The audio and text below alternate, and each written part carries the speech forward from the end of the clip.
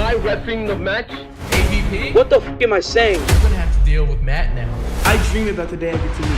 On the other, hell yeah! Reach is not a thing. It don't exist. What? Whoa! Go backstage and cry for a bit. No, am I reffing the match? The Steiner section! Like, I don't give a fuck about Jesse, the guy's a weirdo.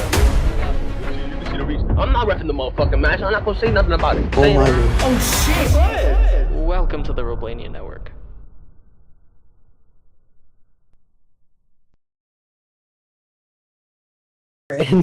Oh, they didn't hear the full Omni. Hey, yo, what is good, everyone? Hell and Havoc 2022 Resurrection Wrestling. I'm here with Brian Apak. If you guys don't know me, you should. My name is Ash A's. I am the owner of Roblania Studios. I am the owner of this channel, and I am also one of the co-owners in Resurrection Wrestling. Just had its quite a banger of a pay-per-view today. I'm sitting here with Apak, who is also one of the executives. Apak, if you had to rate the show overall, how would you feel? How did it go for you? What do you think? What was going on in your mind while you were doing those Rage in a Cage matches? I could imagine it's probably one of the hardest things to handle when you're reffing. Yes, reffing a chamber match is unbelievably difficult, and I'm sorry to anyone I've ever criticized hosting one. Holy fuck. But yeah, they all went pretty well. And they were very fun to watch. Out of the two that you did, the Titan Power and the World Roblox Championship, what do you think was your favorite? The favorite was the World Roblox Championship. That might be recency bias, but like it was really close. I think if they didn't spend so long at the beginning, like not doing anything at all, it definitely would have been my favorite too. Okay, so we're gonna go over the card. So we're just gonna review, or we're gonna talk about it, but we're gonna address the beginning. The show started off to a really rough start. We were prepping everything the night before. Y'all don't know, but we're spending countless hours all the time. We're getting things ready for Resurrection, and there's so much stuff that we have to book. It genuinely was overwhelming, but we got the show pushed back because there was obviously there was a mania that was happening. I can't remember that. I think it was EW or F, one of the EWs. EWF had their mania on our show, and there was also another. I think there was EWE at like 7-5, whatever. It was sometime in there. So we got the show moved to around 4:30. It started off a little bit rocky, but we ended up starting the show, reaching 50 players, which I thought was going to be. We had so much competition that I really, the support that everyone has been giving us to just we're still hang up, and we're still doing our thing. It's been 14 weeks and we're going strong. We're going great. Number wise, merch wise, the Robux is coming in, which premium payouts. Thank God you guys are buying it. Let me tell you. To put into perspective how scary, dreadful, and just completely rough the start of that pay-per-view was, we were fully prepared and ready to only have 25 people there. We were preparing plans for like doing matches on Fury, doing a bunch of replacements for the chamber. We didn't have to do any replacements for the Titan Power chamber except one, which I knew about beforehand. So, yeah.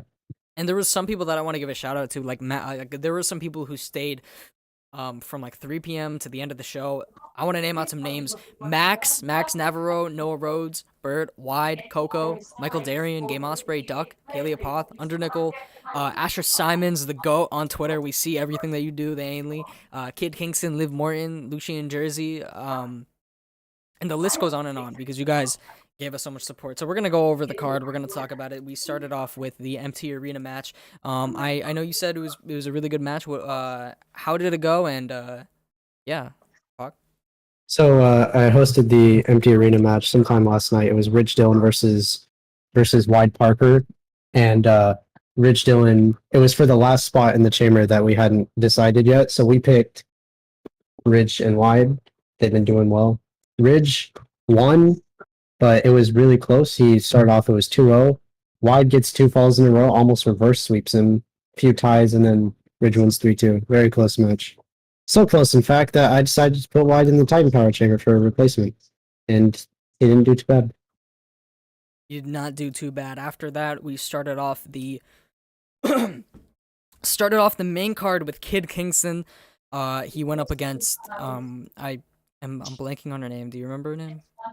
No, I but know her her username was username Platinum is. Diva. It was Platinum Diva, brand new Blackjack champion. Gotta say, great night for the women. Great night. We got the first ever time the women have main evented a pay-per-view in Resurrection. It was Ashley versus Paige. They went up in a great match. Paige was just showing a dominant performance, amazing, really great matchup. It went first to 5, and we got a new Resurrection champion, that being in Paige. But we're gonna get onto that. I want to move on to the All-American Championship match, which, man, was something. We have a new interim All-American champion, that being Max Navarro, right? Am I wrong? Yeah, Max Navarro. Yeah. I'm always afraid of like calling that out and then being. Dylan had a family emergency. He did make the show, but it was after his match, so they will be having a unification match between Max Navarro, the interim All-American champion, and Dylan, the current All-American champion. They will be fighting on Fury, unify the titles. Apoc, knowing Max, Dylan, and Noah, how are they, like, what do you think was what do you think these guys really showcased the most in this feud? Because there was so much story and there was so much in-ring precedence that had to be established before it could even start. What are your thoughts on this? It kind of played out the way that it played out in the build. It was mainly just Max and Noah beefing. Dylan said something, then Max and Noah started beefing again, and then so Max and Noah just fought. It's not even that. It's just that Max made such a comeback this year. You know, when he started off really not doing that great in the beginning, you know, he was just like he was at the low card, he was at the bottom, losing at life. I even heard that he was struggling to pay his rental cars to get to shows, and you know, with Resurrection touring to different cities, it's hard for a guy like Max, who was at the time trying to be the rebel heart, trying to show people that he still has it and he still got it.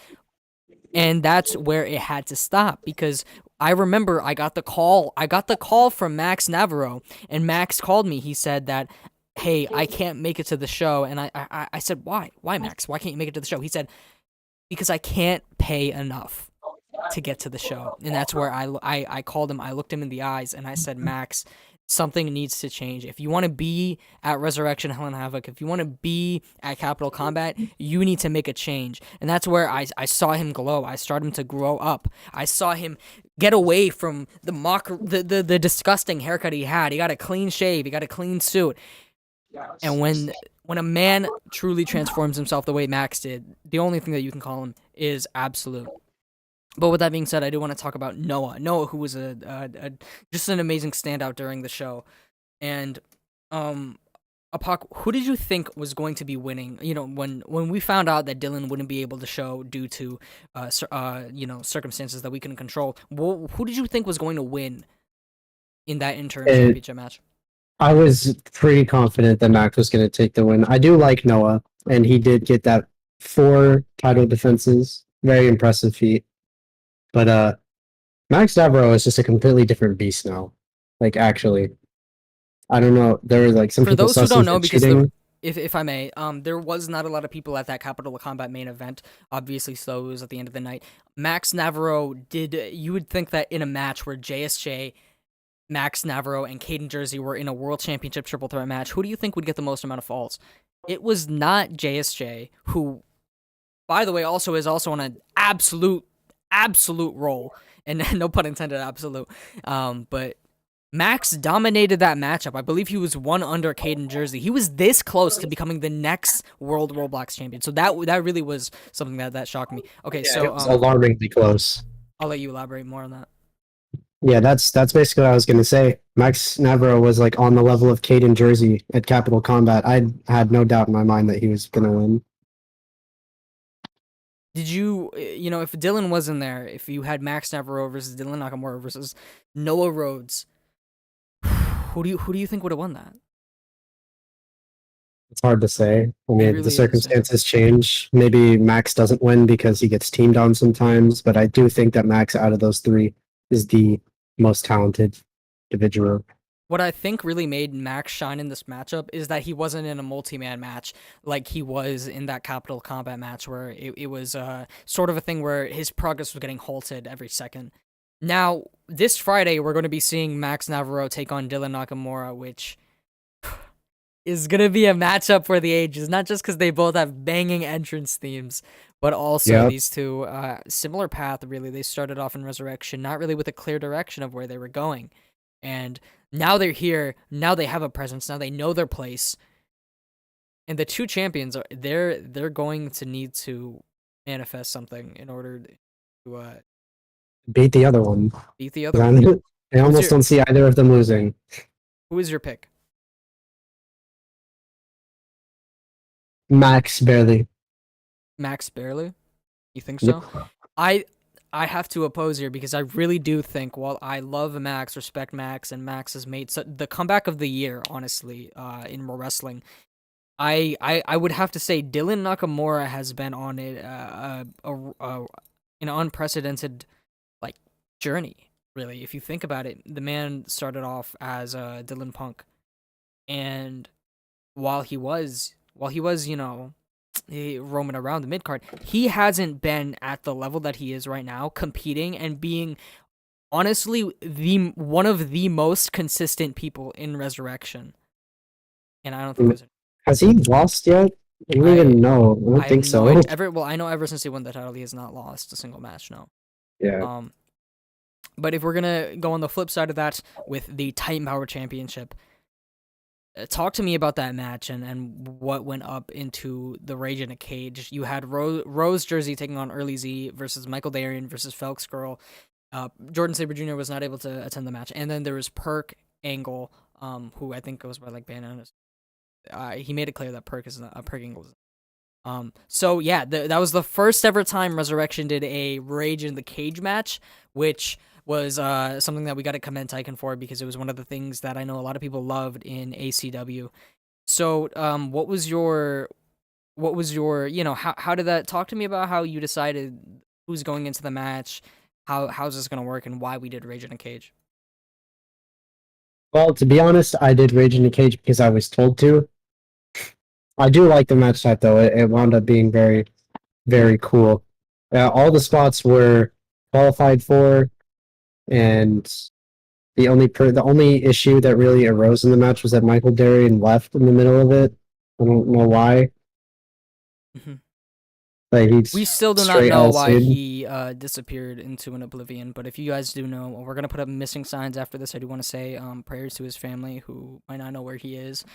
He was last seen in the arena and then disappeared mid-match. So if you guys do have any information, please do contact us. Our DMs are open, and local police. But anything else you want to add on the match? Wide Parker replaced Ominous. We didn't say that yet. I did not say that. Great match. Great match. Rate it. Out of 5. It was that was a solid 4.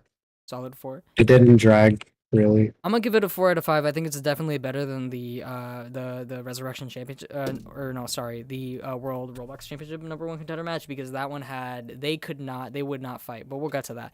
So the Duos Championship, Revolt are your new Duos champion, which is a success story in the coming. But this is one of the things that I feel like people are overlooking, which is Sean, because now Sean has no direction. Now that he's not, he's been going through a lot with Liv and Kaylee Apoth having to sort of sidetrack him to where he wasn't able to show up.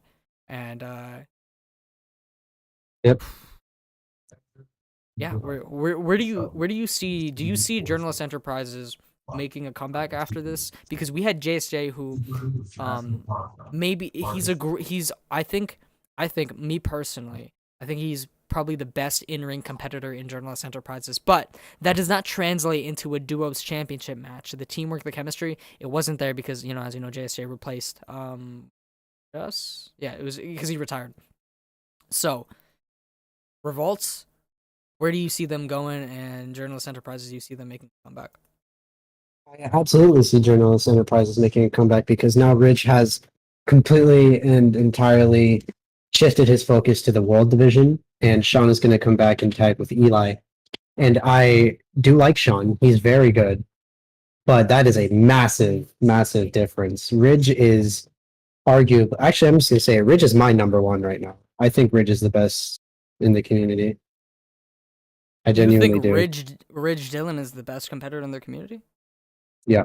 Over Caden? He ended Caden's streak,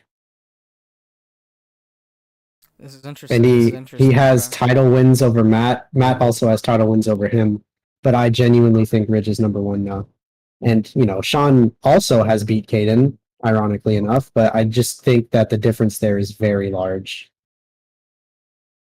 Well, speaking of Sean, let's talk about his daughter, Kaylee Apoth, who fought against Liv Morton in an I Quit match. I think this might be the first.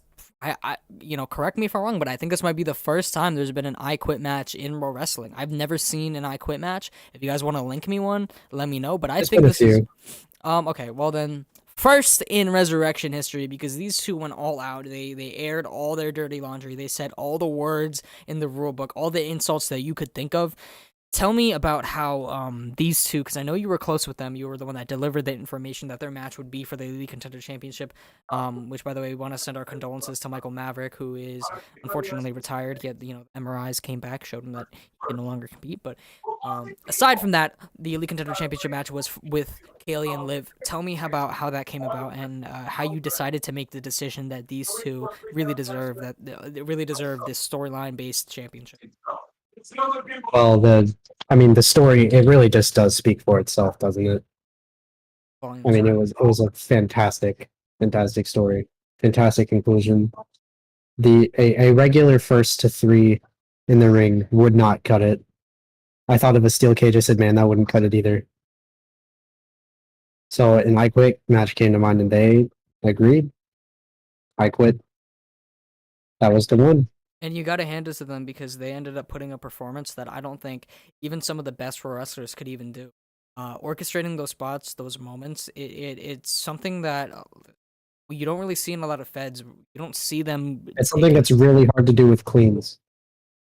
Because it's not predetermined. It's actually, you're in the moment and this is a live competition. So the fact that they were able to combine an I Quit contest and that storyline perspective onto a clean match, so you get the best of the both worlds, where you get an amazing story being told in the match, which is another thing. The story was being told in... I'm gonna say this already. The only rules they had going into that match, there was no script. That match was not pre-scripted at all. They completely did all of that on their own. The only rules I gave them was 2 falls in the ring, 2 falls on the stage, the rest of the falls backstage. That was it. And they killed it. They really did kill it, The fact, it's just mind-blowing, and I can really see that I can see the groundwork has been set for the Elite Contender Championship. And I'm gonna just say it right now, I think we are excelling at storylines. I think in the community, Resurrection is doing it like no other. There's no other Fed in the game right now that has a championship dedicated to storylines and presenting something different. It's not always about the clean; it's about the quality.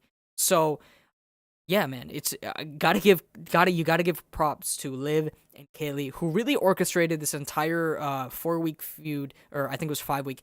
They built it up on their own, and they really spent so much time prepping it up, getting it ready. And even at the end, they may not like each other anymore. They may not really be the best of friends as they used to be. But heading forward, we have Kaylee, who's taken up a little bit of the moniker that Sean had, and now Sean's in a separate direction. Now Liv is in defeat. Everyone in Resurrection is in their own lane, which I think is why right now Resurrection is in the best state that it is, because everyone has their own position, everyone has their own role, everyone has their own area. For those who are unfamiliar as to what he's talking about, the main title division and the duos championship are booked exclusively. I won't say exclusively because we do have input, but almost exclusively by Tyken, while I work on the Titan Power and Elite Contender, and A's gets the All-American Championship. Many people don't know that we actually, so there was a lot of a lot of people say that there needs to be better communication. We listened to them fully, and we understood that there could be some better ways that we could approach this. We decided to actually take a different route, and we have we've split up the division, split up the grudge storylines, and as you guys may know, Tyken's been really busy. He posted on Twitter that the situation with him, it's just not the same as it used to be. So now we're in a different state of Resurrection. We're in a state where we are taking up, me and Apak are stepping in, and we're really doubling down on providing the best in-ring action and the best storylines that anyone has to offer. So I want to take that into one of the things that I want to take this into the chat. Want to see some stuff that people are saying.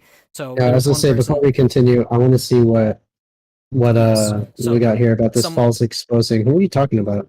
I'm not sure. I want to do the comment by someone named Sophie in the chat. Someone said I believe I think they're anonymous. Yes, they're anonymous. So I assume she says, the Outbreak Women's GM needs to do more. I'm anonymous, but girls like me, Malu, PRZ, and need more chances. Today there was no BR, and we always got booked towards the end of the show. So the thing about the end of the show is, the reason why the Resurrection Championship was at the end of the show was because it was actually the main event of the show for the first time ever. It was a great night for the women. The women main evented Hell and Havoc. They main evented Resurrection pay-per-view. It's groundbreaking. It's unprecedented. It's the first time that it's ever happened, and hopefully not the last time. Those two women put their all out, and they really did put on a great match. And congratulations to Paige, as I said before earlier. When you talk about the wanting more, we hear you guys. We hear you when people say that Resurrection. We want more. We want to do more in Resurrection. The people that attend for as long as they can, giving it their all, and really trying to show us support. We see that. That's why there's always thank you posts on the Twitter.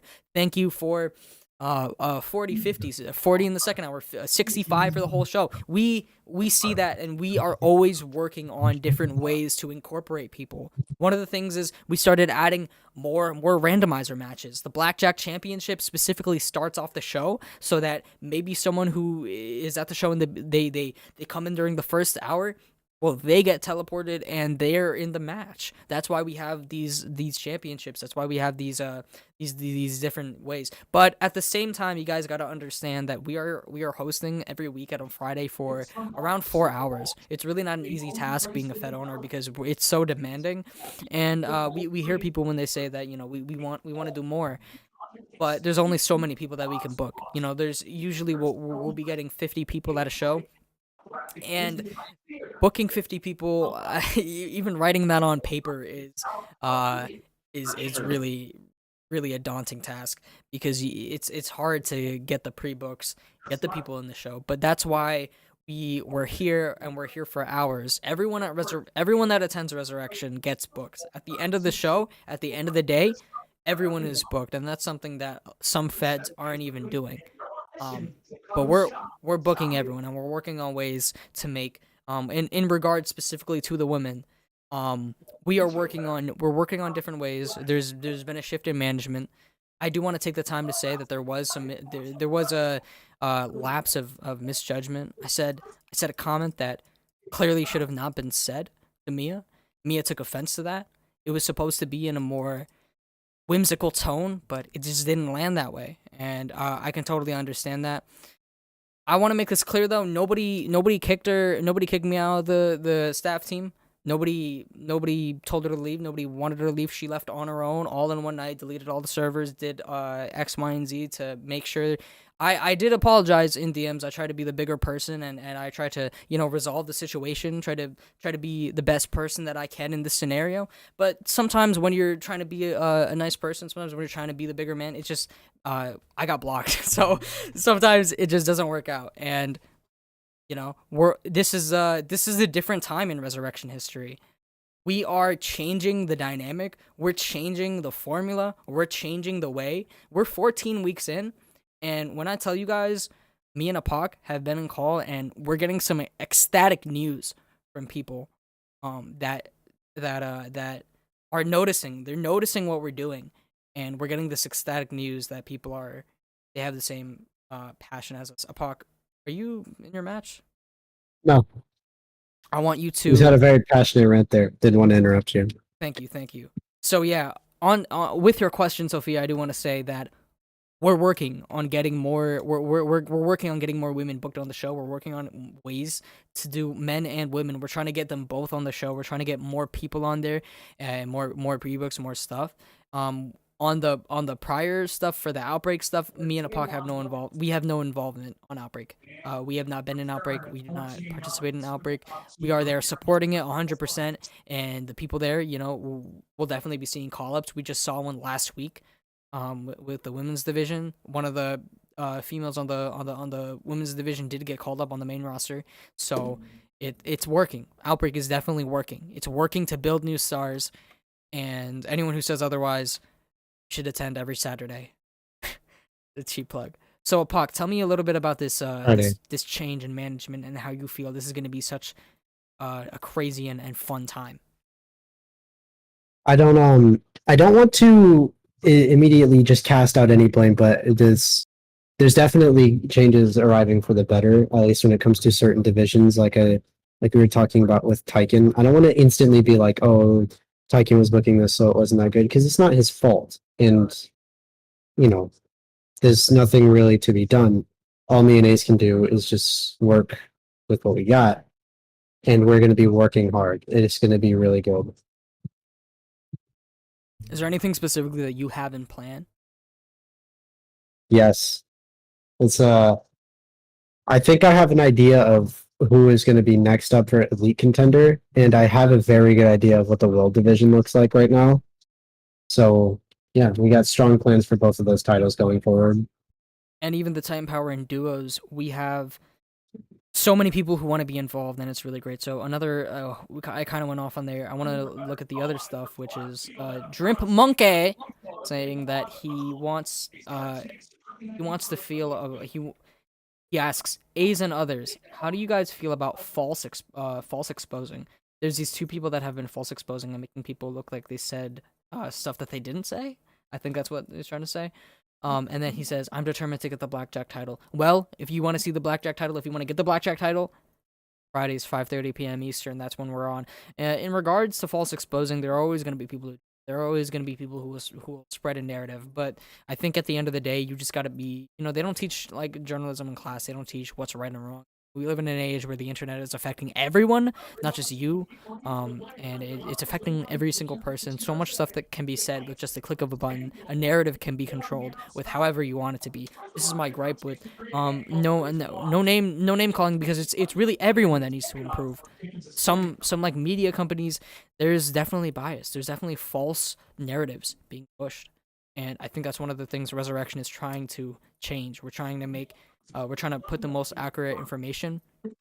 We pride ourselves on our honesty with the audience. That's why we're spending. Look, it's been 37 minutes. That's why we're spending this time for the people who are genuinely invested in the show to watch the Aftermath stream and see the honesty. So in regards to that, Dream Monkey, I can only say some people will be honest, some people won't, and we are trying to be one of them. Apak, what do you have to say? Are you in your match? No, but I was paying attention to a match. Can I play this in the background, or is that like copyrighted? I don't know. Why does it matter? I don't know. No, I was just curious. I just showed Discord by accident. Whoops. I kind of want to play in the background, but whatever. Okay. Yeah. So what do you have to say? What's your thoughts on the false exposing going on? Supposedly false exposing. I don't know specifically what you're talking about. When you say there's two people false exposing, I have no idea what that's about. I've never heard anything about that. Well, let me ask you something that you can talk about, which is we got exploited today by Uga. Uga. Everyone's favorite fucking... Fuck Uga.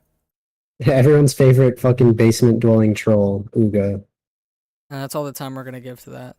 So next up on the card, if you guys have any more questions, by the way, you can leave them up in the chat, and we will respond to it. So the World Roblox Championship match, it was an N1C, and they were in the Rage in a Cage. It was Burt Rollins versus Demon Duck versus Maki Lockhart versus Vegas League and Ridge Dillon and Walter. So talk to me about actually how you ended up getting Walter into the match and why you chose him. Well, I have to talk about a few things, because Vegas initially on this pay-per-view was supposed to fight Sean, but due to the Mia issues that we had unfortunately come across, Sean also pulled out, and Vegas was left with nothing to do. But fortunately, actually, kind of, MLM retired, and there was a slot for Vegas left, and Vegas was able to get into the chamber. For Lucian, as Walter getting into the match, he was able to replace or no, he didn't replace anybody. There was one slot left that we had previously determined was going to be taken by someone who is very active, and we think Walter fits that very well. So And we picked Walter. that's just another example of how we were looking in the crowd. We were looking for people who are active, people that were enjoying the show, and we chose it. Yep. Last match, so the Resurrection Championship match. Kerry Cargill was at Foe, I think. So Paige took on Ash Phoenix in the first ever main event, women's main event. For first to 5, it was a Resurrection Championship match. The two went at it, and there's really not much to say other than this is the bright time for everyone. This is a bright time that we got a new champion, we have a new motto, we have a new spirit and resurrection. And honestly, I think that's really all. I think those are all the cards. That's everything on the show, right? Yeah. Who just joined? Is that Bert Rollins? Bert, is that you? Yo, my mic working? Yeah, your mic's Yeah. working. What brings you to the staff call? I overheard y'all talking about the riot. Yeah, Rage in a Cage. Yeah, What I about heard y'all it? talking about it. I just don't think all y'all takes are just that good, honestly. You don't What do you got think to what we're say? saying about the Rage in the Cage is good? What's going on there? What do you mean? Like, when y'all say there's a quote unquote top person, like most dominant person in that match, I wouldn't say there was any, but there was definitely the weakest person though. And And who who's would that? that be? I would say Vegas Lee was the weakest link in that match. Why would you say Vegas? He did a. I mean, I think he From did still a performance. from the time he entered out of his pod to the end of the match, I orchestrated the whole thing to where he would get eliminated by me. Wait, whoa! You're saying you orchestrated against him?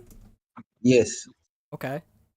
Okay. See, I'm a man of like many visions, and one of my visions is that Vegas is a fraud. Okay. If you haven't noticed, like he's really just down bad. He hasn't been good since coming in Resurrection. Hell, he's so bad that he damn near ran Sean out of the Fed. I can neither confirm. Neither confirm nor deny We this. can't really comment on that.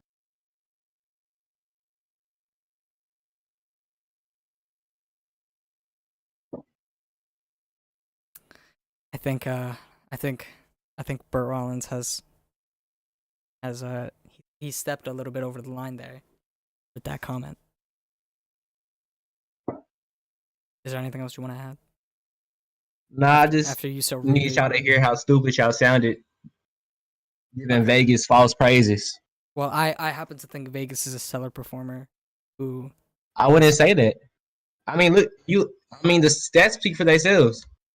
If you go back and watch that match, who eliminated him? Me. well you have And to if the admit, ref wasn't blind and didn't see that low blow that Ridge hit me with, I would be fighting Kane in Jersey next show. Bert, you have to admit he's been having a great year. Well, no disrespect, but in comparison, you haven't been seeing Burt Rollins on the headlines as much as Vegas. What's your response to that? Like I said, he's a fraud. What can I say? If I competed as much as him, I bet you would see my name up there too. But I just don't have the time. Unlike him, I'm a man of priorities.